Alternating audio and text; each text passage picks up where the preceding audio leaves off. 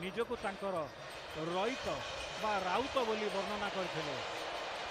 ए देखंतु कि उन्मादना कि मादक भरा चाहाणी प्रभुंकर भक्तगण विमोहित हो जाइछंती। मादकता भरी रही से चाहाणी रे एवं रुंधा कार्य अनुष्ठित हेउची।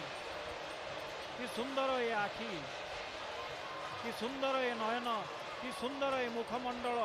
यही मुखमंडल को दे दर्शन कले भक्त निजर दुख भूली जाए एवं अपूर्व आवेगरे निजको समर्पण करिथाए प्रभु पादरे एवं सेठारे से पाई थाए जीवन को जीवार शक्ति।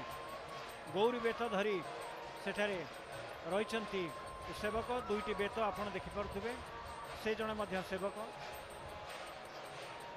से बेत द्वारा से सूचई दियंती एवं जहाँ को कह जाई पारे इंडिकेशन दियंती से। देखो